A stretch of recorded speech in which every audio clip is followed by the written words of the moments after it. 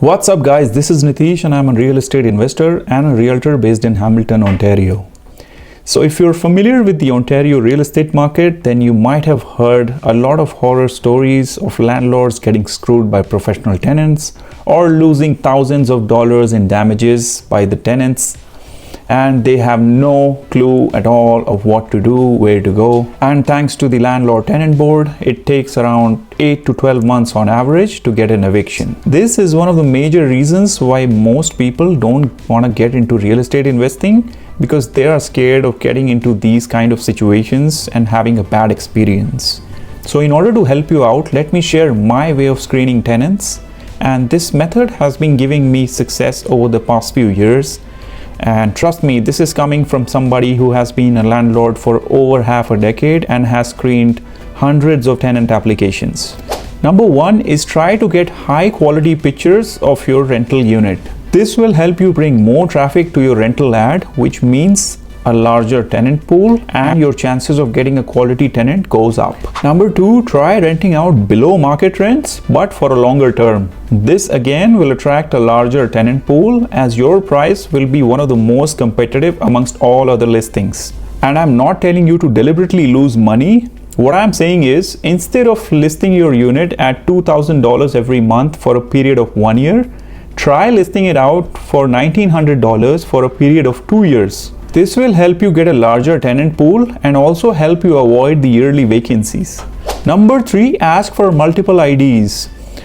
Ask for multiple IDs from the prospective tenants, because there have been cases where professional tenants have started drafting fake driver's licenses. In addition to that, ask for employment letters, bank statements, credit reports, and previous landlord references.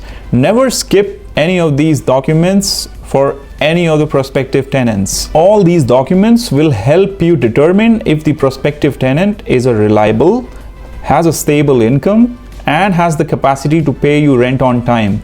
So always do your due diligence and never skip a step. Number four, always search on websites like Canly and OpenRoom. These websites contain court judgments and court orders, which can help you identify whether the prospective tenant has any criminal record or has had any previous evictions. I'll leave a link to these websites in the video description. Number five, do a random Google search using the prospective tenant's name. This will just take a few seconds and can help identify a professional tenant and can help you raise the red flag before signing the lease.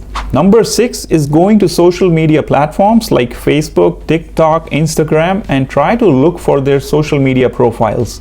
You can learn a lot about somebody through what they post on their social media profiles. So always do that step. Number seven, search for the prospective tenant's name in different Facebook groups, which are specially catered towards landlords and tenants. There are many Facebook groups where landlords share names of professional and problematic tenants. Always try to join those Facebook groups and search for their names before screening any profile. There are also some Facebook groups where professional tenants group together and share advice to other tenants on how to screw the system and live for free. And if you're smart enough, join those Facebook groups, be a detective, and save yourself. Number eight, if they are employed, search for their employer website or search for their LinkedIn page and try to gauge how many employees does the employer have. If it's just a couple of employees or the page looks unprofessional, then it might be a red flag.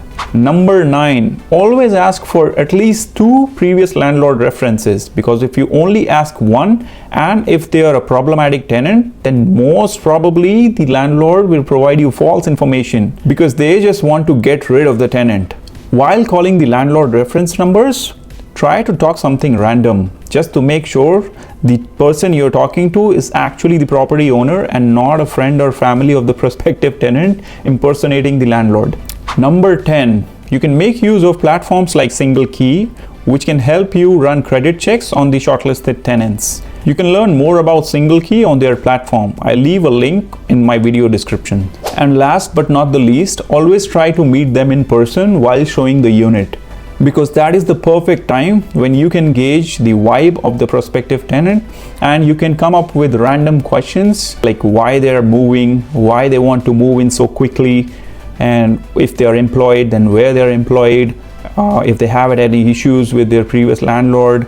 So those things will help you gauge the general vibe of the person, and I feel that is the most important step for the screening. Because if you're getting good vibe out of the person and all the other things look great on paper, then most probably they turn out to be great tenants. Hope you liked my video, and if you're ready for your next real estate transaction, be it buying, selling or leasing, don't forget to reach out to me. Till then, follow me for more such content.